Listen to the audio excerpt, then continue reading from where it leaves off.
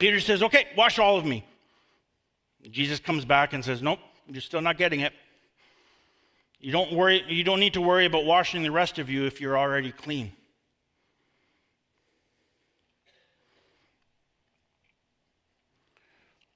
Although not all of you are clean. This is what jumped out and hit me smack in the face this week.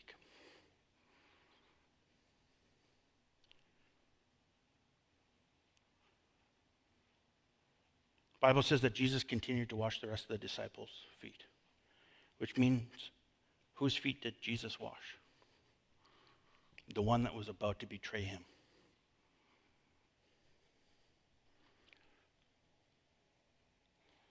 Jesus knows already that Judas is going to betray him, and yet he still bows in front of him and washes the dirt from his feet. We'll call it dirt, right? From Judas.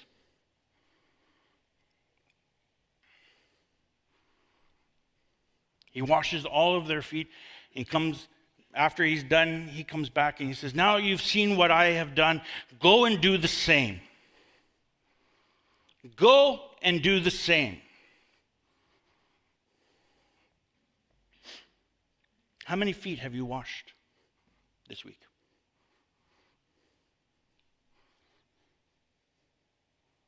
Hopefully at least 2. Yours.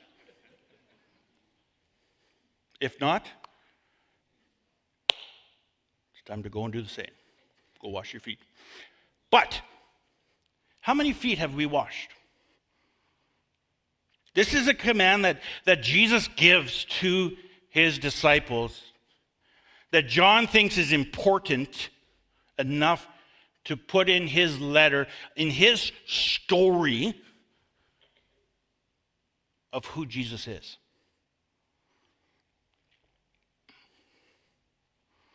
Go and do the same. He says, you've called me teacher and Lord, and that is correct. But I give you this example of what to do. Who do you have in your life that God is asking you to serve? Now, today we don't necessarily need to wash each other's feet because we don't have the same issue of animals going through the middle of Morden. Am I right? Or Winkler?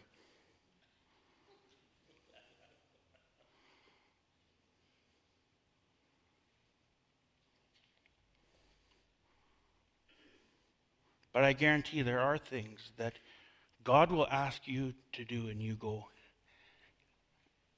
God, I don't know about that.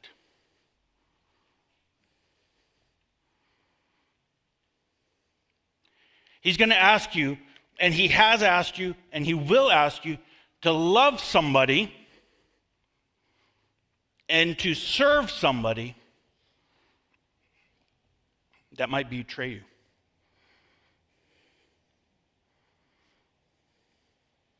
That might betray your trust.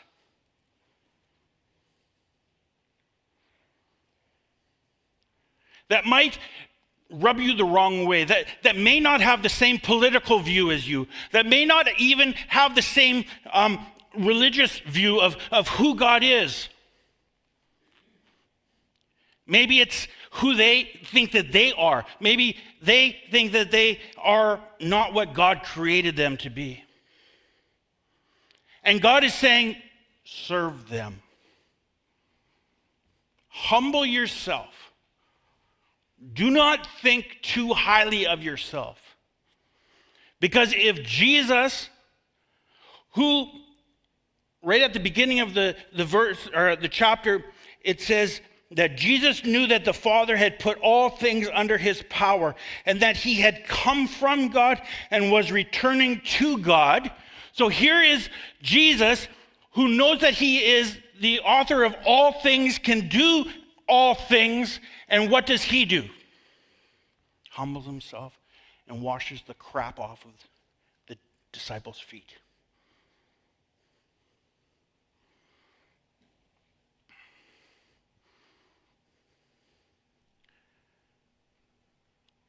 We're not called to only serve those who we like or that we don't have any qualms with. This doesn't mean that we have to trust everybody with everything, just open everything up. No. But we do need to have an attitude of how can I best serve God?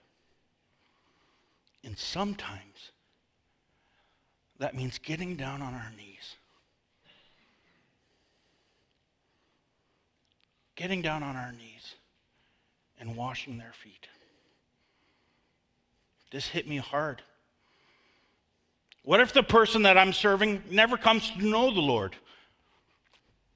Never fully understands why I'm doing this? Does it matter? That hit me hard this week.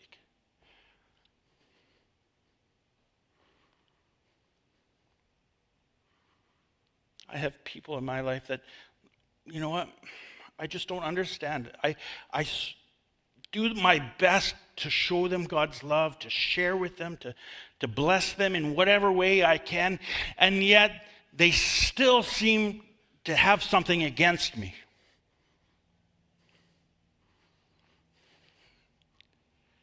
I'm starting to give up. I'm starting to say, God, why isn't anything changing? And God spoke to me through this and said, what if they don't change?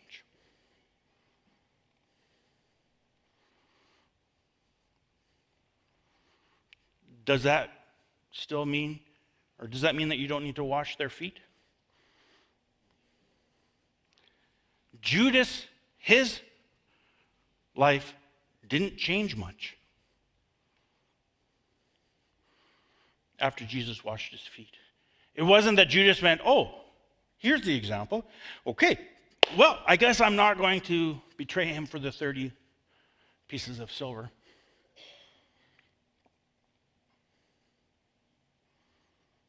And Jesus knew that, and yet still blessed him. Still washed his feet. Jesus understands that we need to be doing this out of the overflow of our heart.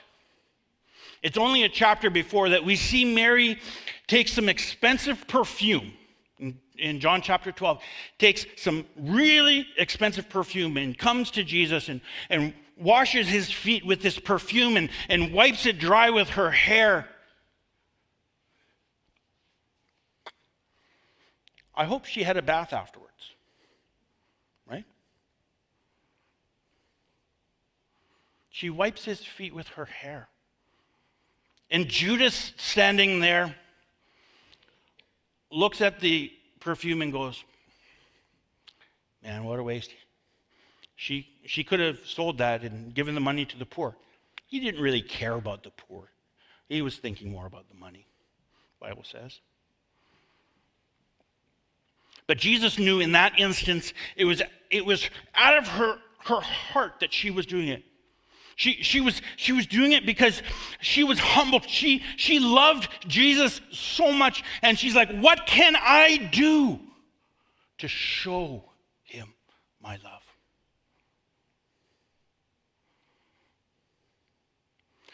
Meanwhile, Judas is sitting there going, well, I'm with the master. Everything will be okay. I'm pretty sure he even thought, now this is just my thinking, that by him showing the religious leaders who Jesus was and betraying him, that it would kind of push Jesus into this fight or flight thing where Jesus would then rise up and conquer the Romans. That's my thinking that Judas was. Because I want to see the best.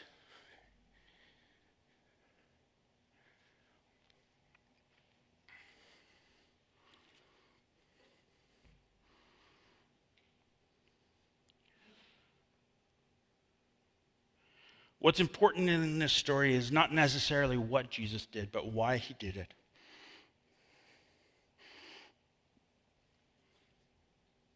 Jesus, knowing that his time was coming to an end, gets up and spends time serving his disciples.